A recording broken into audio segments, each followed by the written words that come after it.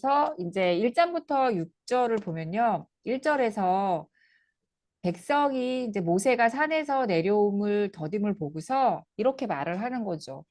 우리를 위하여 우리를 인도할 신을 만들라. 이 모세 곧 우리를 애굽 땅에서 인도하여 난 이 사람은 어찌 되었는지 알지 못함이다라고 하는데 주어가 우리인 거예요. 이스라엘 민족 우리.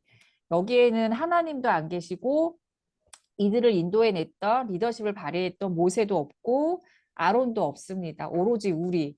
자기 자신밖에 없고 또한 모세에 대한 존중감이 전혀 없어요. 왜냐하면 여기에서 낸 사람은 어찌 되었는지 사람이라고 표현을 하고 있거든요. 모세를 사람으로. 이것은 좀 거칠어진 마음을 표현한다라고 보고 있고요. 그러면서 아론에게 이제 우리를 위해서 우상을 만들어 달라고 얘기를 하고 이 아론은 금을 갖고 오라고 얘기를 해요. 그런데 저는 이 부분을 묵상을 하면서 아론이 이 이스라엘 민족 백성들이 금을 우상을 만들어 달라고 할 때 한 번이라도 이들을 호통을 치거나 잘 지도했다면 이 사람들이 이 여기에서 실수를 하지 않았을 텐데 이 아론이 지도자로서의 무책임 바로 금꼬리를 빼어 내게로 가져오라라고 말하면서 이 이스라엘 백성들이 죄를 범할 수 있게 계기를 만들어 줬다라고 저는 보거든요. 그리고 이 아론이 금을 받자 자기가 조각칼로 새겨서 직접 송아지 형상을 만들어 주고 그리고 이 사람들은 또 이 송아지 우상을 보고서 자신들을 이스라엘에서 꺼내준 신이라고 얘기를 합니다. 그래서 저는 이것을 백성의 무지라고 봤습니다. 그리고 세 번역에서 보면은 아론이 그들에게서 그들을 받아 녹여서 그 녹인 금을 거푸집에 부어 송아지상을 만드니 그들이 외쳤다. 이스라엘아, 이것은 이끌어낸 너희의 신이다라고 하면서 이스라엘 민족 사람들은 이제 이 안에는 하나님이 전혀 없습니다. 그리고 또 아론은 내일은 여호와의 절이니라고 얘기를 하면서 또다시 범죄를 이들에게 이제 일으키게 하고 이 사람들은 일찍 일어나서 그 앞에서 먹고 마시며 뛰놀고 있습니다. 이 순간에도 어, 이스라엘 민족들은 그동안 하나님이 보여주셨던 그 이적을 기억하지 못하고 오로지 그 현실에서 자신들을 위로할 수 있는 것들만 찾았다라는 거죠. 일시적인 것에 대해서. 그런데 이 안에는 깊은 그 내면에는 이들의 두려움이 많았다라는 거예요. 사람들은 공허하거나 두려우면 뭔가를 의지할 대상을 찾는데 이들 또한 그런 두려움이 많았기 때문에 자신의 마음을 위로해 줄 수 있는, 눈앞에 보여줄 수 있는 뭔가의 우상을 만들고 싶었을 거라고 여겨집니다. 그리고 그 우상을 만들므로 인해서 마음의 평화를 얻고자 했던 것이고, 그 평화를 얻음으로써 이제 이 사람들은 그냥 춤추고 먹고 했는데 실질상 이 사람들의 마음은 부드럽거나 안정감도 없이 아주 거칠어진 이런 거친 상태의 마음이라고 저는 보고 있습니다. 그리고 7절에서 이제 하나님이 이 백성들의 모습을 보고서 말씀을 하세요. 모세한테. 내가 애굽 땅에서 인도하여 낸 내 백성이 부패하였다. 여기에서 나의 백성이 아니라 내 백성이라고 표현을 합니다. 하나님께서 모세에게 이제 이 부분에서 하나님이 많이 노하셨음을 보여주고 있고 그다음 모세에게 이렇게 말씀을 하시죠. 내가 그들에게 명령한 길을 이들이 아주 빨리 떠났다. 그리고 자기를 위하여 송아지를 부어서 만들고 예배하고 그리고 그 송아지 우상이 애굽 땅에서 인도해낸 신이라고 하였다라고 얘기를 하시면서 이들은 목이 뻣뻣한 백성이다라고 얘기를 합니다. 이 목이 뻣뻣하다라는 것은 교만함 그리고 마음이 굳어진 그래서 어떠한 것도 내가 지금 받아들일 수 없는 거친 상태라고 보고요. 마음이 부드러워져야지 주변에서 조언을 해주거나 아니면은 하나님의 말씀이 들어올 수 있는데 목이 뻣뻣한 건 마음이 굳어졌다라는 얘기니까 자아가 강해서 도저히 남의 이야기는 들을 수 없는 거친 상태라고 보고 있습니다. 그리고 10절에서 그러나 하나님은 내가 이들한테는 진노했지만 모세한테는 큰 나라가 되게 하리라라고 말씀을 하십니다. 그러면서 이제 모세가 얘기를 하죠. 이렇게 모세가 그의 하나님 여호와께 구하여 이르되 여호와여 어찌하여 그 큰 권능과 강한 손으로 애굽 땅에서 인도하여 내신 주의 백성에게 화를 내십니까? 만약에 하나님께서 이들을 벌하시면 분명히 이 사람들은 하나님께서 악한 의도로 자기들을 인도해냈다라고 얘기를 할 것이다. 그러니 하나님 마음을 다시 바꿔주십시오라고 얘기를 하고 또 하나님은 이 모세의 말을 듣고 마음을 돌이키십니다. 이 마음을 돌이킨다라는 것 또한 이스라엘 백성한테 기회를 준다라는 것이죠. 그리고 이 부분에서 이제 모세의 리더십도 또 나옵니다. 모세는 바로 이 사람들의 그 죄에 대해서 하나님께 용서해 달라고 이야기를 하며 품어 달라고 이야기를 하죠. 12절에서 보면 나 또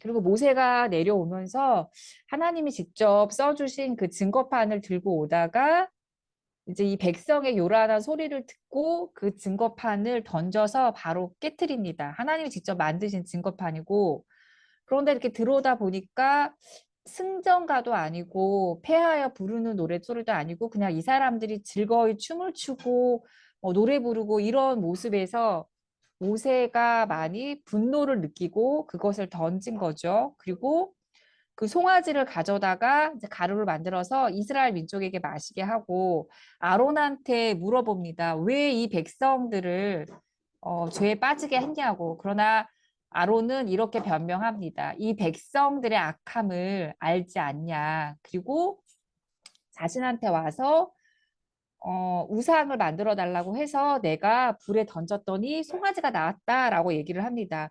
그러나 실질상은 불에 던져서 송아지가 나온 것이 아니라 아론이 조각칼로 새겨서 송아지를 만들었으나 이 부분에서 자신의 잘못을 모세 앞에서 회피하고 있는 이 지도자의 아론의 모습이 보여지고 있습니다. 이것으로 인하여 이제 이날 밤에 백성들이 죽임을 당하고 이웃과 그리고 자신의 형제들을 죽이는 일이 발생이 됩니다. 그리고 모세가 어, 자신의 이웃과 형제들을 그러니까 죽임으로 인하여서 좀 힘들어졌을 그 백성들에게 이렇게 말을 하죠. 너희가 오늘 예수님에게, 그러니까 하나님이 너희들의 그 행동에 대해서 복을 내릴 거라고, 그리고 그 다음 날은 다시 그 죄에 대해서 상기시켜 줍니다. 큰 죄를 범하였으니 내가 하나님한테 올라가서 너희들의 그 죄에 대해서 좀 용서해 달라고 말을 하겠다라고 이야기를 합니다. 또 이제 모세가 간구하는데 이 부분에서 계속 하나님한테 이제 간구를 하지만 하나님은 이렇게 말씀을 하죠. 내가 말한 곳으로 백성을 인도하겠다 하지만 나는 같이 않고 안 가고 사자가 내 앞에서 가리라라고 이야기를 합니다. 왜냐하면 백성이 하나님이 아닌 다른 우상을 만들었다라는 이유 때문입니다. 그리고 이제 33장으로 넘어가는데 이 33장에는 회막이 나오는데 이 회막과 성막에서 성막은 그 안에 진 안이고 회막은 진 밖에서 하나님을 만나는 곳이고 이 성막은 그 안에서 제사를 드리는 곳이고 회막은 그 진 밖에서 모세와 하나님이 만나는 곳이고 또한 백성과 하나님이 만나는 곳이 회막입니다. 그래서 회막에 대해서 나오고 33장에서는 이제 약속의 하나님, 너는 내가 애굽 땅에서 인도하여 낸 백성과 함께 여기를 떠나서 내가 아브라함과 이삭과 야곱에게 맹세하여 내 자손에게 주기로 한 그 땅으로 올라가라라고 말씀을 하시면서 사자를 그 앞서 보내겠다라고 이야기를 합니다. 그러나 하나님은 함께 가지 않겠다. 왜냐하면 이 백성들이 목이 뻣뻣해서 바로 이렇게 진멸할까, 내가 너희들을 혼을 낼까, 너희들에게 벌을 내릴까 염려함이 큼이다라고 말씀을 합니다. 그러면서 백성들이 이 말씀을 듣고 몸을 단장하지 않았다라고 얘기를 하고, 이 세 번역에서는 통곡했다라고 이야기를 하고 장식품을 걸치지 않았다고 합니다. 여기 사절에서의 포인트는 슬픔이라고 저는 생각을 합니다. 슬픔. 너무 슬프기 때문에 몸을 단장할 수가 없었다. 이 슬픔을 통하여 자신의 잘못들을 이렇게 통곡함으로써 풀어내고 있고, 또 하나님께서는 이 장신구들을 다 떼어내게 하면서 겉모습이 아닌 속에 있는 죄들을 다 드러내서 다 그냥 꺼내서 드러내서 없애버리게 하는 거죠. 그러니까 사람들을 보면은 이 장신구는 외형, 그다음에 자신의 겉모습의 자랑이라고 할 수 있다고 보거든요. 장신구. 자신의 학력 또는 자신의 재산, 자신의 자산, 자신의 자랑 이런 것들이 다 장신구라고 생각을 해요. 제가 여기에서 묵상한 걸로 보면 그래서 이 장신구들을 다 떼어내고 오로지 하나님만을 바라보게끔 하는 부분이 이 5절 부분인 것 같아요. 장신구를 다 떼어내라. 너희 몸에 걸치고 있는 모든 외적인 자랑, 너희들이 내세울 수 있는 많은 우상들을 다 버리고 오로지 하나님만 바라봐라. 그러면 하나님께서 어떻게 할 것인지를 정하겠다라고 말씀을 하시는 것 같습니다. 그래서 장신구를 다 떼어냈고 회막으로 나아갔고, 그리고 8절에서 보면은 이제 이 백성들이 변한 모습이 나옵니다. 그 전에 32장에서는 모세를 그 사람이라고 표현을 했지만 이 8절에서는 모세가 해막으로 갈 때는 모두 다 일어나서 모세가 해막에 들어가기까지 바라보았다라고 얘기를 하고 있는데, 이 부분이 이제 모세에 대한 신뢰감이 다시 생겼고 하나님과 함께 대면하는 그 모세를 거룩하게 볼 수도 있겠구나라는 생각을 했습니다.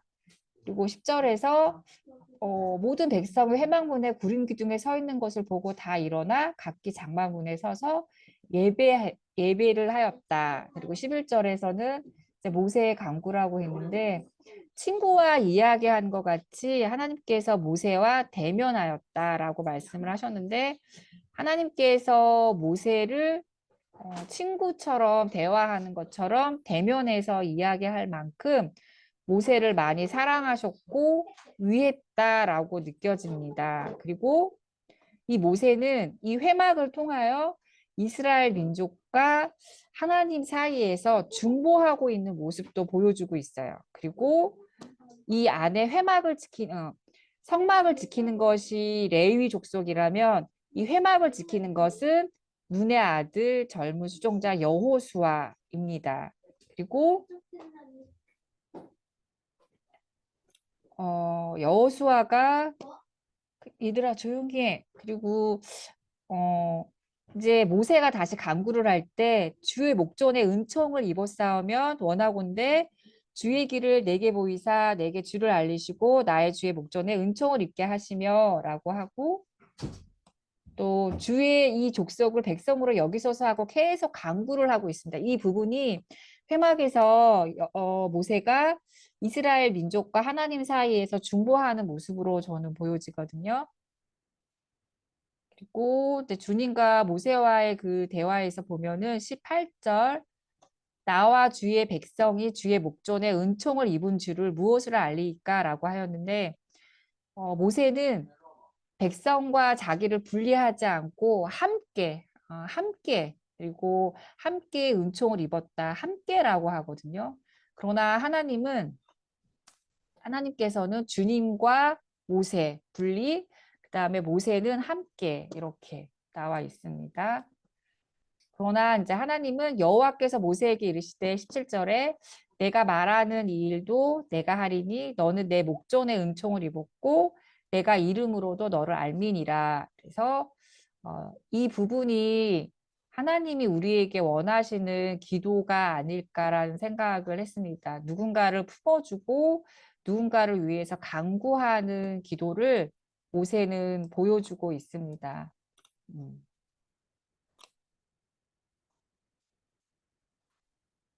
그리고 또 하나님께서 21절에 보면은 여호와께서 이르시되 보라 내 곁에 한 장소가 있으니 너는 그 반석 위에 서라. 내 영광이 지나갈 때 내가 너를 반석 틈에 두고 내가 지나가도록 내 손으로 너를 덮었다가 손을 거두리니 내가 등을 볼 곳이요 얼굴은 보지 못하리라 해서 저는 22절에서 보면은 하나님이 지나가실 때 그 틈에서 모세를 덮었다가 지나가시면서 손을 거두고 모세가 하나님의 등을 보게 했다라는 것. 그리고 34장에서 보면은 이제 돌판인데 이 두 번째 돌판이 의미하는 것은 하나님의 축복과 능력을 강구하지만 자신 또한 그 최선을 다해서 하나님의 영광을 주님께 돌릴 수 있어야 된다라고 생각을 하거든요. 돌판이 주는 의미는 처음에는 1절에서 보면은 여호와께서 모세에게 이르시되 너는 돌판 둘을 처음 것과 같이 다듬어 만들라라고 합니다. 처음에는 하나님이 그 돌판을 직접 만드셔서 모세에게 글을 써서 주셨지만 34장에서는 모세에게 직접 돌판 둘을 깨트린 거와 똑같이 처음 것과 다듬어 만들라고 이야기를 하십니다. 그거는 하나님은 언제든지 똑같이 다듬어서 갖고 오면 처음과 같은 축복 그리고 그 글을 써줄 수 있으니 너가 그것과 똑같이 만들어라 하는 의미는 최선을 다해야 한다. 하나님은 언제나 우리에게 복을 줄 준비가 되어 있으니 우리는 그만큼 준비를 해야 한다. 최선을 다해서 축복만 기다리고 있으면 안 된다. 이것을 말하는 것 같습니다. 그리고 4절에서 모세는 그대로 철거가 같이 깎아 만들고 아침에 일찍 일어나서 돌판을 들고 여호와 명령대로 시내산에 올라갔습니다. 이게 모세의 순종인 부분이 나옵니다. 그리고 주님이 이제 6절에서 자비롭고 은혜롭고 노하기를 더디하고 인자와 진실이 많은 하나님이다라는 것을 보여주고 계세요. 하나님은 자비롭고 은혜롭고 노하기를 더디하고 인자와 진실이 많은 분이시다. 그리고 모세는 또다시 이제 간구를 합니다. 우리가 목이 뻣뻣한 백성이니 우리의 악과 죄를 사하여 주시고 우리를 주의 기업으로 삼으소서라고 다시 한번 모세가 간구를 합니다. 이스라엘 백성을 품으면서. 음,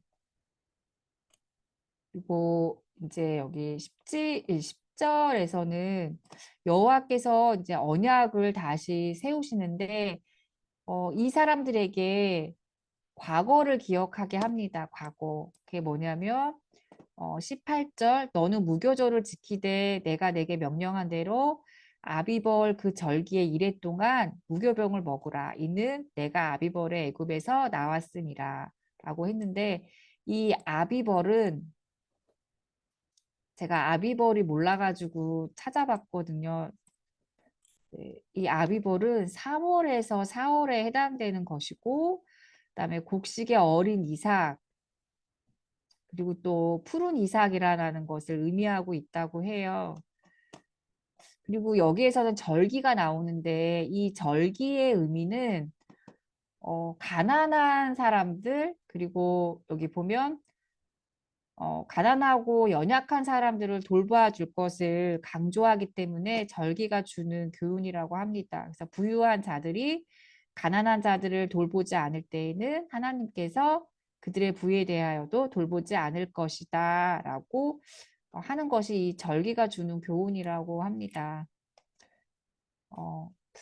그리고 34장 18절에서 26절이 저희 관찰 질문이라서 제가 여기까지만 하고 관찰 질문을 할게요.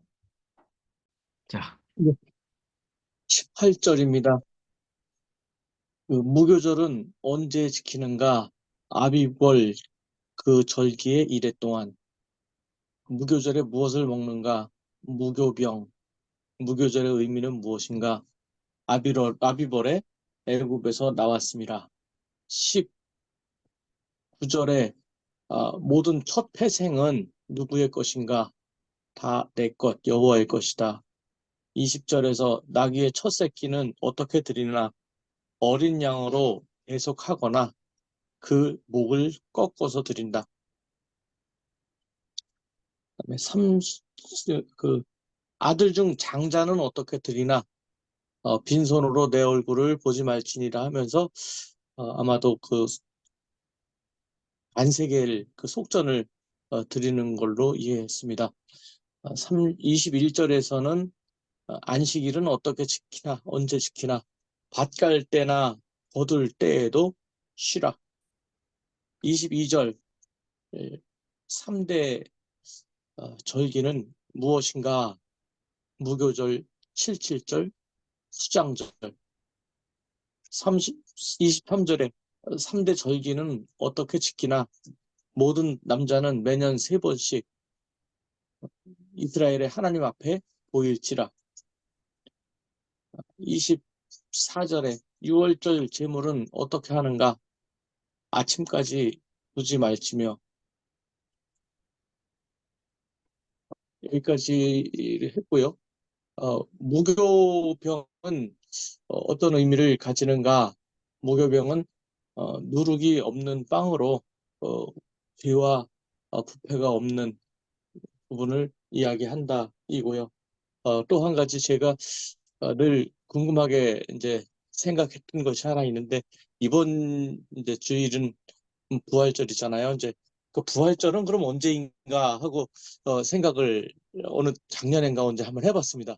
근데 이 부활절이 뭐 어떤 땐 3월이고 어떤 땐 4월이고 막 왔다 갔다 해가지고 이 부활절을 도대체 어떻게 지키는 것인가 하고 생각을 했더니 의외로 좀 간단했습니다.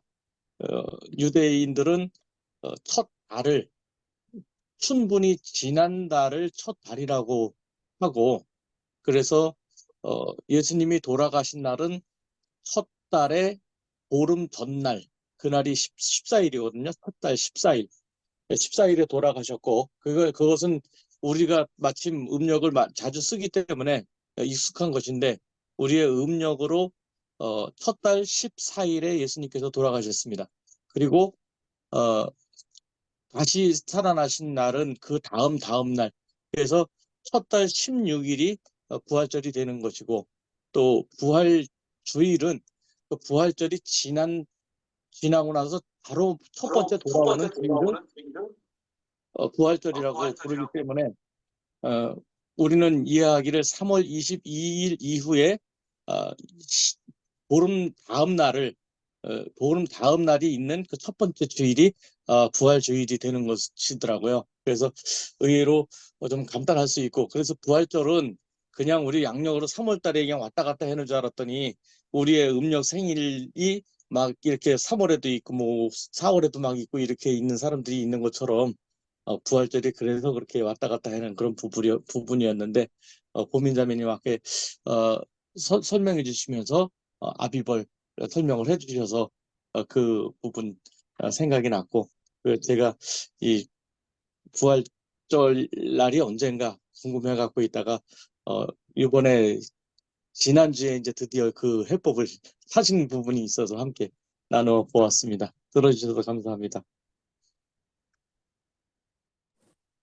나눠주셔서 감사합니다.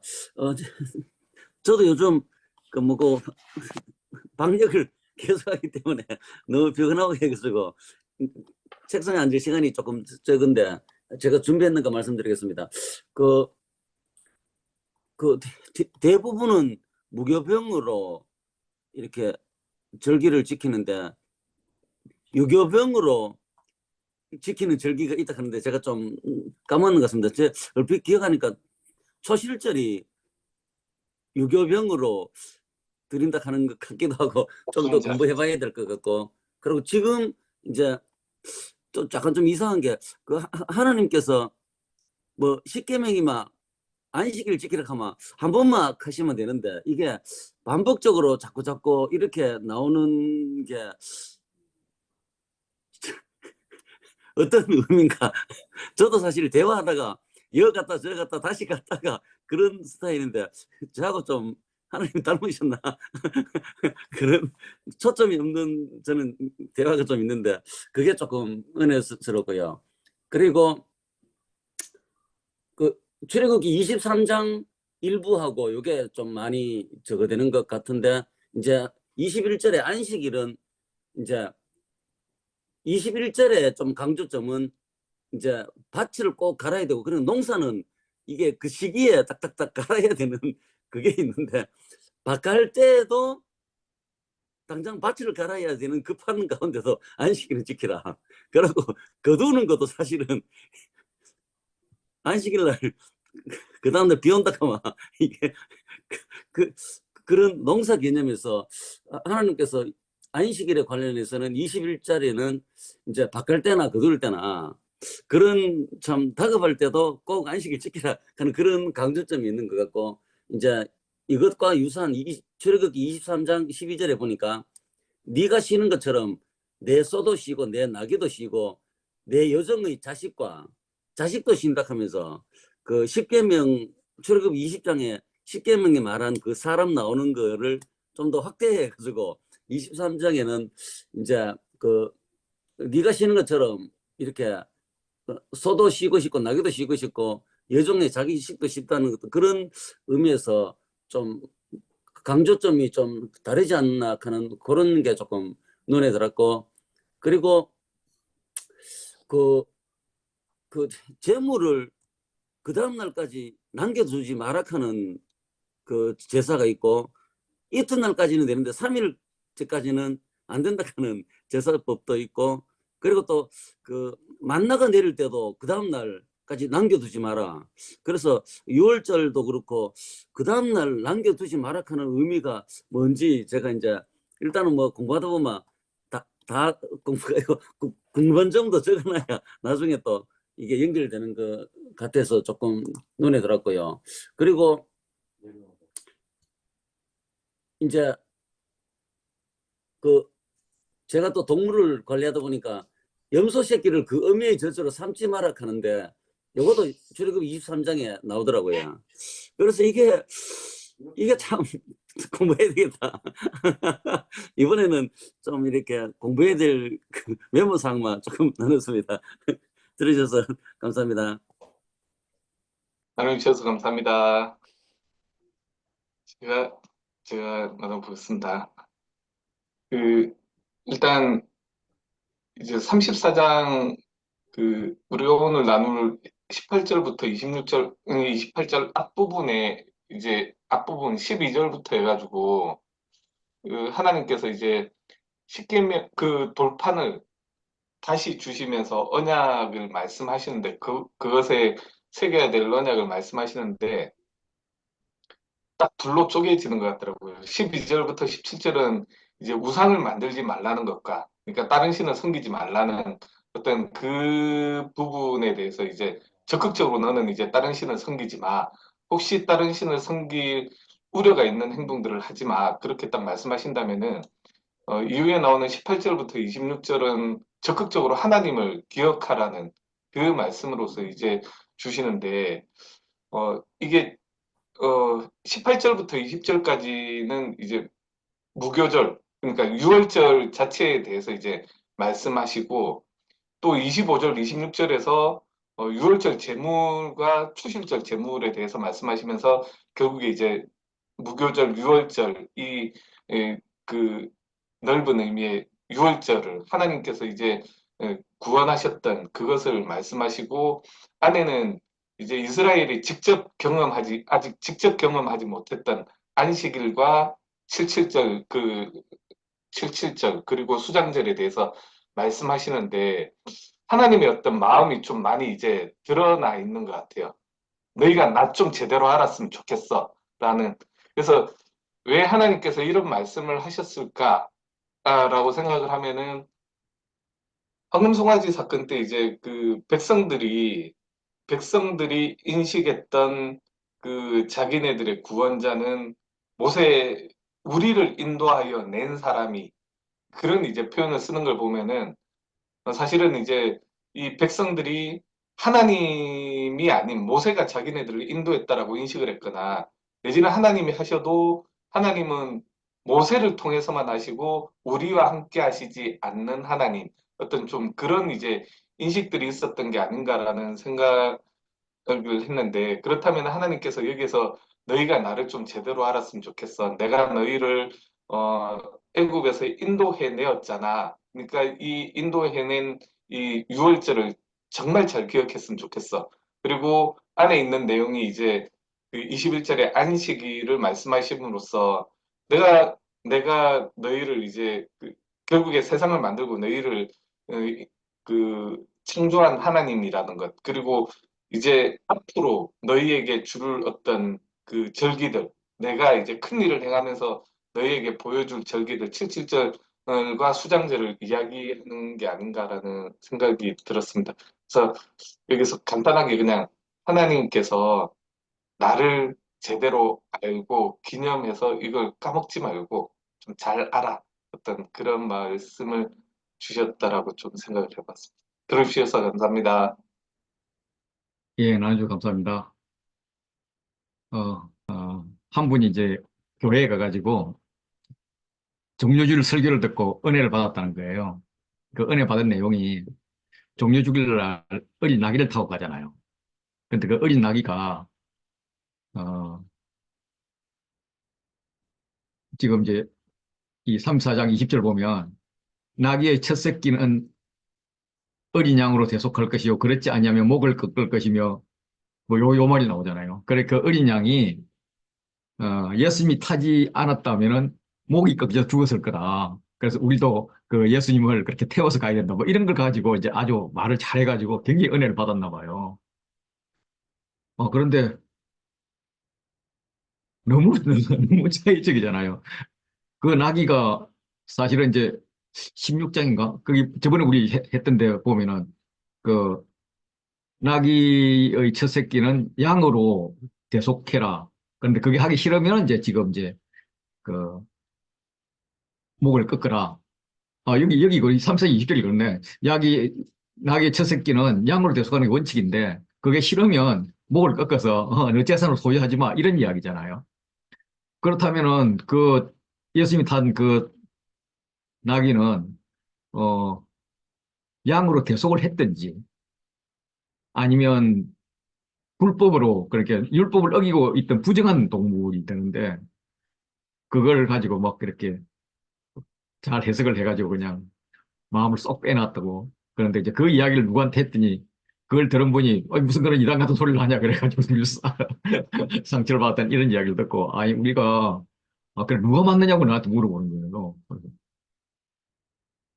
왜 그렇게 비납적 성경 공부를 한다고 우리가 이렇게 모였는데 성경이 말하는 걸 자세히 읽으려고 생각 안 하고 왜 내가 갖고 있는 생각을 가지고 계속 읽냐? 그러면 그게 보이냐? 그냥 내 생각대로 보이지.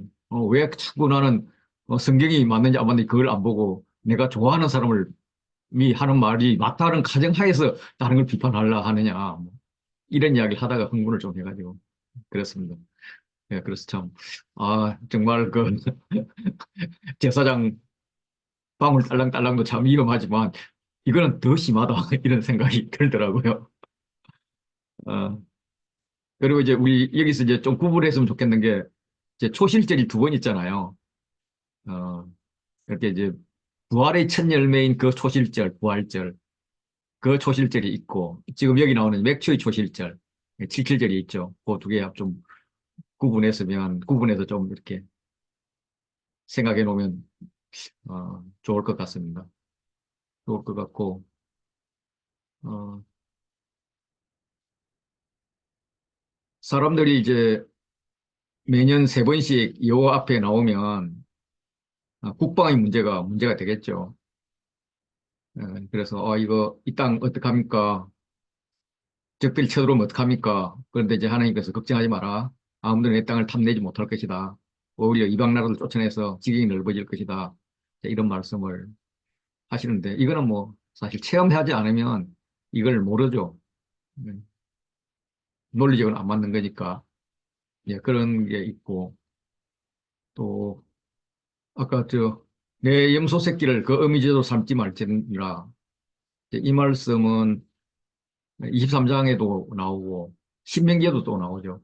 세 번이나 나오는데, 해석은 모르죠. 왜 이때 그 말을 했을까? 예, 그래서 학자들도 뭐, 여러 가지 안을 내놓으려고 하는데, 이것의 해석은 다들 다 실패하는 것 같아요. 그냥 단지 동물이나 가축에 대해서도 인도주의적 그런 취지에서 이야기한 거다. 요 정도로 해석을 하는데 저도 잘 모르겠습니다. 그 동물 전문가이신 김수 장로님께서 연구하셔가지고 그 결과를 다음에 알려주면 좋겠다 싶네요. 예, 그러면 어, 네, 다음 화면 가시죠. 다음은 27절부터 35절. 강사님 말씀하셔야 될 것 같습니다. 아, 그렇지. 그렇지. 아유, 장로님 역시 예, 강사님 마무리하시겠습니다. 네, 아까도 이제 어, 얘기를 하면서 결국에는 이 절기는 하나님께서 가난한 이웃들과 그다음 약자들을 위해서 주신 거라고 교훈을 주셨는데 저는 이 절기들을 보면서 과연 하나님이 보시는 약자는 어떤 사람들일까? 그리고 어려운 이웃은 대체 어떤 사람들이 어려운 이웃일까? 그 생각을 좀 많이 했어요. 그리고 주로 제가 요즘에 드는 생각이 어려운 이웃이 과연 어떤 어려운 이웃일까? 약자라고 다 착할까? 그건 아닌 것 같다. 요즘에 좀 그런 생각을 제가 많이 하거든요. 약자가 다 착한 건 아니구나. 어려운 이웃을 도울 땐 어떤 방법으로 돕는 게 맞는 건가? 무조건 극률함으로 다가가는 거는 맞는 것이 아닌 것 같다. 이런 마음이 좀 많이 들면서 건강하게 이웃을 돕고 건강하게 약자를 돕는 방법은 뭐가 있을까? 요즘에 좀 그런 생각을 많이 하는 것 같아요, 저는. 그래서 하나님이 주시는 이 절기의 교훈을 좀 더 생각을 해보고 건강하게 베푸는 연습을 해야겠다 생각을 좀 했습니다. 들어주셔서 감사합니다. 예, 이제 그런 걸 이제 돕는 것의 기준을 어떻게 할 것인가 참 어렵죠. 이제 성경에도 그래서 어, 짐을 나누지라는 말씀이 나오고요. 또 각각 자기 짐을 지라는 말씀 두 가지가 나와요. 한 책에. 예, 그래서 그럼 어떤 때 자기 짐을 질 것이고 어떤 때 나눠질 것인가. 예, 그가 져야 될 것에 대해서 내가 그걸 대신 더 져주면 그거는 이제 그 사람을 애기로 만들든지 아니면 때에 따라서는 이제 애기가 아닐 때는 사기꾼으로 만들든지 그 이제 좀 남한테 그렇게 사기를 칠 수 있는 사람도 많거든요. 그런 거기 때문에 긍휼의 마음을 가지고 이렇게 해주면은 어, 때로는 잘못 오히려 내가 그거 거의 사기꾼이라든지 애기들 되도록 하는데 더 도움을 주는 그런 이제 어, 사람이 될 수 있는 거죠. 막 그냥 애를 어른 되지 못하게 하는 엄마가 될 수도 있는 거죠.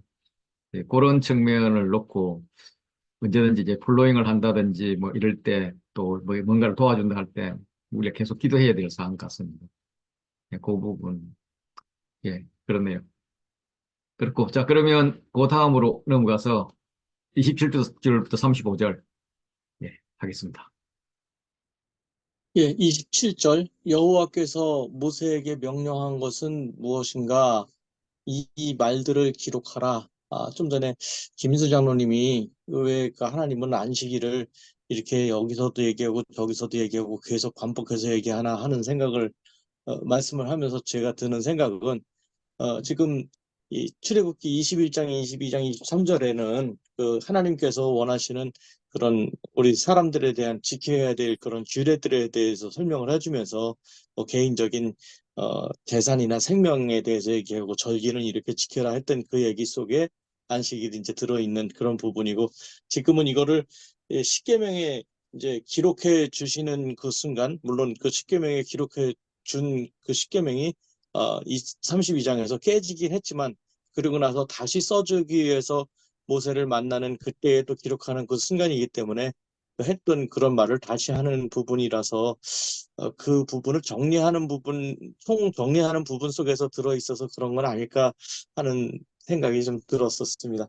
그래서 모세는 지금 두 번째 올라갔을 때 여호와와 얼마나 머물렀는가? 40일 40야, 40일 40야 동안 무엇을 먹었는가? 떡도 먹지 않고 물도 마시지 아니하였다. 29절에 모세가 내려올 때 모세의 얼굴 피부에 광채가 난 이유는 무엇인가? 여호와와 말씀하였으므로 30절에서 모세 얼굴 피부에 광채가 난 것을 보고 백성들은 반응은 어떠했는가? 두려워하였다. 31절 모세가 부를 때에 나온 사람은 누구인가? 아론과 회중의 모든 어른만 나왔다. 32절에 모세와 그 온 이스라엘 자손은 언제 다시 나와왔는가? 아론과 회중의 모든 어른들과 말하고 아무 이상이 없는 것을 확인한 후에 그리고 33절에서 모세는 말을 마친 다음에 무엇을 하였는가? 수건으로 자기 얼굴을 가렸다. 그다음에 34절에서 여호와와 만날 때에는 어떻게 했는가? 수건을 벗고 있었다. 35절 백성들을 만날 때 얼굴은 어떻게 했는가? 다시 수건으로 얼굴을 가렸다. 그래서 지금 저는 이 부분 보면서 여호와와 말함으로 얼굴에 광채가 난 모습과 그 광채를 보면서 두려워하는 백성들을 보았고요. 이 백성들이 두려워하는 이유는 무엇일까? 이제 모세가 마치 하나님같이 느껴지는 그런 부분은 아니었을까? 모세는 왜 수건으로 얼굴을 가려야만 했을까 하는 생각을 했습니다. 아마도 많은 사람들이 자신을 하나님을 바라보는 것처럼 보는 것이 두려웠기 때문은 아니었을까? 그런 생각이 들었고요. 하나님의 영광이 임하는데 우리는 그 영광을 그대로 바라보는지 아니면 우리는 두려운 마음으로 나는 두려운 마음으로 그 하나님의 영광을 바라보는지 생각해보는 시간이었습니다. 들어주셔서 감사합니다. 나눠주셔서 감사합니다. 어,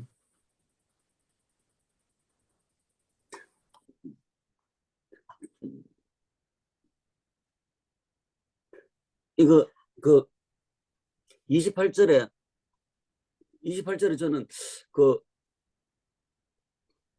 법궤에 그 돌판이 있는데 그 저는 그 돌판에 앞뒤로 적혀 있다 하는 그 말을 어디 좀 들어봤는 것 같고 그래서 그 이번에 관찰 질문하기 전에는 그 돌판에 어떤 내용이 얼마만한 양으로 적혀 있을까 조금 궁금했었는데 이번 그 관찰 질문 보니까 10계명을 적어놨다고 말씀하시네 보니까요.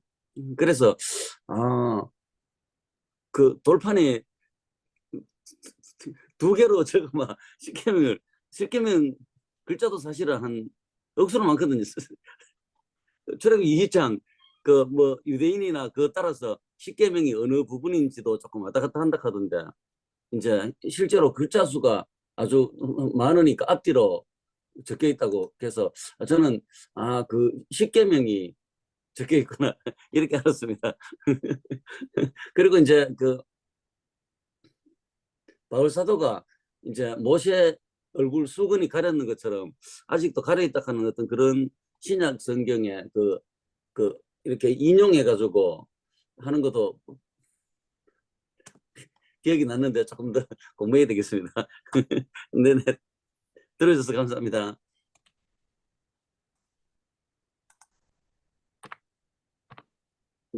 저는 그 하나님을 만나고 온 모세의 얼굴에 왜 이제 광채가 났을까라는 부분에 대해서 결국에 어떤 어, 모세에게는 하나님께서 이제 비록 등판이긴 하지만 하나님의 영광을 그 하나님의 모습을 보여주시기도 했고 그런데 이제 이스라엘은 그걸 이제 직접 보지 못했고 멀리서 그냥 모세와 만날 때 구름이 이제 내려오는 걸 보고 하나님의 강림을 이제 봤었는데 하나님께서 선명하게 이제 자신의 모습을 모세를 통해서 그들에게 어떤 나타내는 하나님의 영광을 그러니까 이 돌판 자체 그냥 어떤 율법이 새겨진 돌판을 주는 것이지만 이것이 하나님의 어떤 영광스러운 어떤 임재 그런 것들을 통해서 이제 그게 내려간다라는 것은 분명히 이제 그들에게 어떤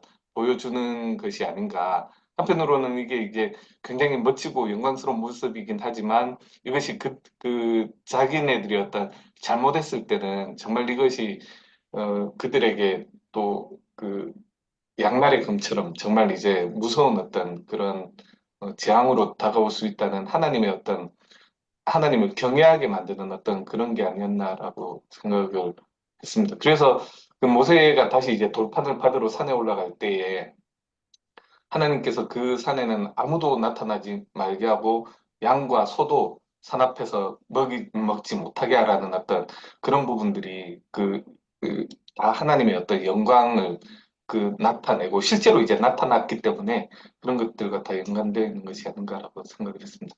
들어주셔서 감사합니다. 예, 나눠주셔서 감사합니다. 27절 보면 너는 이 말들을 기록하라라고 말씀하십니다. 그리고 나서 28절 아랫부분 보면 여호와께서는 언약의 말씀 곧 십계명을 그 판들에 기록하셨더라 이렇게 나오거든요. 하나님께서 모세에게 말들을 기록하라 해놓고 끝부분은 하나님께서 기록하라 했다고 이제 이렇게 마무리되는 것 같이 지금 번역이 되어 있습니다.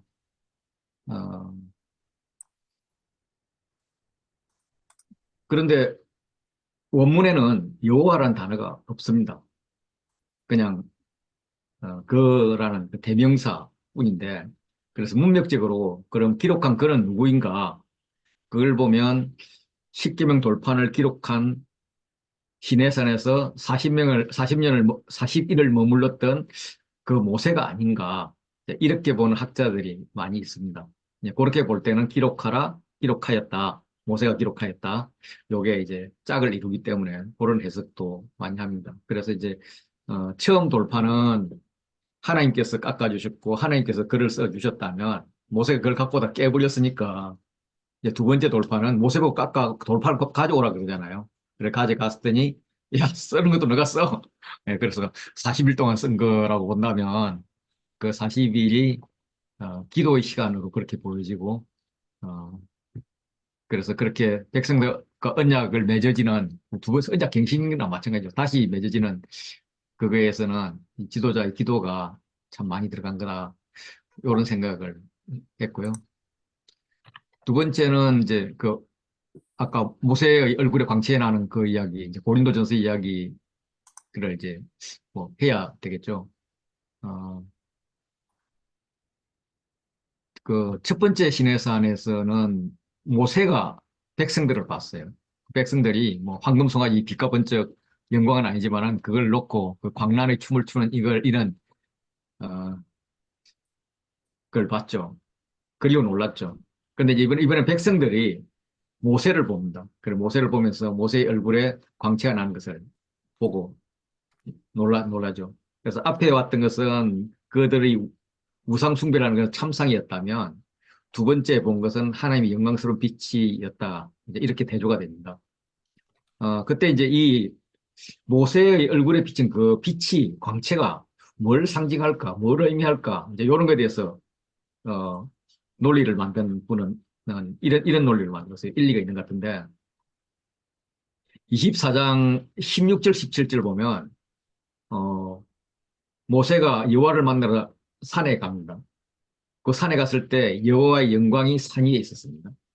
그 산 위에 있던 여호와의 영광이 모세가 하나님을 만남으로써 이제 그 영광을 산 밑으로 가져오는 거예요.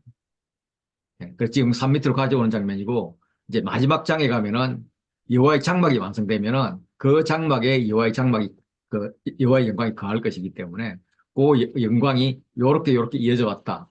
뭐 이런 진전으로 보는 케이스도 있습니다. 뭐 상당히 일리가 있는 것 같았습니다. 어, 이제 모세가 얼굴에 광채가 나니까 백성들이 두려워하죠. 두려워하니까 이제 수건으로 가리고 하나님 앞에 다시 수건을 걷었다. 이걸 갖다가 또 이제 성소와 지성소의 모형으로 보는 분들이 있더라고요. 어, 모세의 얼굴을 보면은 하나님을 직접 보는 것 같이 두려워하니까 지성소하고 성소의 칸막이 휘장을 해놓듯이 그렇게 휘장을 내리치면은 여호와의 영광을 직접 볼 수는 없지만 저 휘장 뒤에는 여호와의 영광이 있어. 이걸 알게 되는 거죠. 그래서 백성에게는 여호와의 영광을 알리면서 두려움을 없애는 그런 역할을 했다. 뭐 이런 해석도 있는데 사실 뭐 이 해석이 맞는지 안 맞는지 우리가 모르죠. 모르는데 이제 우리가 이제 근거로 하는 것은 신약의 저자들이 이걸 어떻게 해석해 놓은 게 있느냐 이걸 보는 거죠. 이제 그 중에 하나가 어, 그 바울의 해석인 거죠. 바울은 모세의 얼굴에 있는 그 광채, 그 율법의 광채는 결국은 사라질 것이기 때문에 그 사라지는 것을 백성들이 괜히 보게 할 필요가 있느냐.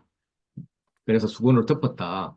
광채는 점점 약해져서 장차가 없어질 것이고, 시간이 지나면 모세의 얼굴에서 광채가 보이지 않을 건데, 그때 되면 모세는 다시 가서 하나님 앞에서 말씀을 듣는데, 또 그러면 광채가 나타나서 또 서서히 사라질 거라는 거예요. 그죠? 그래서 중요한 것은 하나님 앞에 나아가는 거는 모세의 얼굴에 광채가 있고 없음이 중요한 게 아니라 실제로 하나님 부르심에 민감하고 하나님 마음을 얼마나 사모하냐 여기에 따라서 하나님 앞에 나가는 것이고 그러면 이제 그 마음을 얼굴에 빛을 발하는 이게 더 중요한 것보다는 실제로 그 말씀을 어, 마음에 새겼냐 이게 더 중요해서 하나님 마음이 모세에게를 통해서 어떻게 전달되느냐가 중요한 거지 그 말씀에 빛이 나는 요게 중요하지 않아서 수건을 덮어야 할 것이다 이렇게 이제 보는 거죠. 어, 그런 상황 그런 걸 가정하고 바울은 이제 자기의 그 영의 직분이 얼마나 귀한 거냐.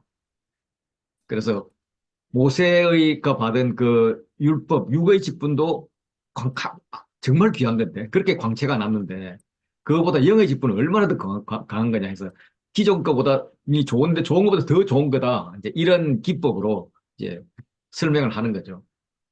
그래서 모세가 돌에 새긴, 결국 사람을 살리지 못하고 죽게 하는 그 율법의 조문도, 그 조문에 의한 직분도 영광이 있었고, 실제로 모세의 얼굴에 어, 비록 없어질 것이지만 광채도 났었고 사람은 그 얼굴을 주목해서 제대로 볼 수가 없었죠. 두려웠죠.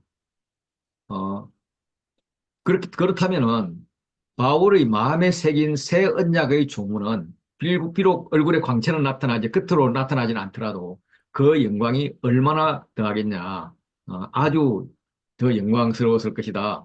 이렇게 이제 이야기를 하면서 모세는 율법과 정죄의 직분이고 바울은 새 언약의 일꾼으로서 율법의 조문으로 쓴 것이 아니라 영으로 썼고 죽이는 게 아니고 살리는 것이고 율법 조문의 직분이 아니라 영의 직분이고 정죄의 직분이 아니라 의의 직분이고 없어질 게 아니라 길이 있을 것이고 그래서 영광이 있었지만 영광보다 더욱 영광이 넘칠 것이다. 예. 그런데 어, 이 없어질 모세의 율법도 영광이 있었는데 그렇다면 길이 있을 새 언약의 영광은 얼마나 크겠느냐. 예. 뭐 요런 논조죠. 그리고 이제 또 그 수건에 대해서는 모세의 사역에는 수건이 필요했습니다. 왜냐하면 그가 섬기는 율법의 사역의 영광은 잠시 있다 후에 없어질 것이기 때문입니다. 그래서 장차 없어질 율법에 주목하지 못하도록 어, 수건으로 가릴 필요가 있었다는 거죠. 이걸 가리지 않았다면 아마도 백성은 율법보다 모세를 더 숭배했을지도 모른다. 그래서 모세는 백성들이 헛것에 주목하지 못하도록 율법만 전하고 얼굴에서 나는 광채를 가렸을 것이다. 뭐 이렇게 상상을 하는 거죠. 그런데 그 수건을 모세가 하나님 앞에 나갈 때 이제 벗고 나갔죠. 하나님 말씀을 듣는데 수건을 벗어야 되는데. 그런데 유대인들은 그냥 수건에 가려져 있는 그것을 보는 것에 익숙하다 보니까 하나님 말씀 앞에서 수건을 벗어야 된다 이런 생각을 못하고 이제는 그냥 계속 수건을 쓰고 있고 이제는 수건을 벗을 능력도 없어져 버렸다는 거죠. 그래서 그 수건을 누가 벗겨줄 것인가, 누가 없애줄 것인가. 그래서 예수님이 오셨다. 예. 예수님 안에서 그 수건은 벗겨질 수 있다. 아니, 완전히 없어질 것이다. 그래서 우리가 그리스도 안에 거하자. 주께로 가까이 나가면 그 수건이, 그 가면이 벗겨질 수 있다. 이런 말씀을 바울이 이제 해석을 해줬죠. 그래서 이 부분을 뭐 그런 이제 기반을 가지고 그냥 보면 좋겠다 싶네요. 네. 이제 강사님 마무리해 주십시오.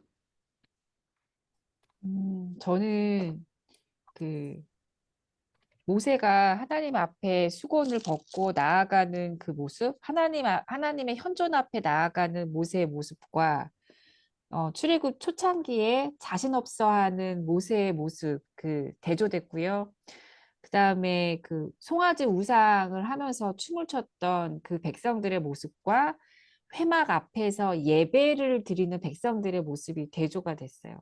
그래서 믿는 사람의 모습은 이래야 되는구나.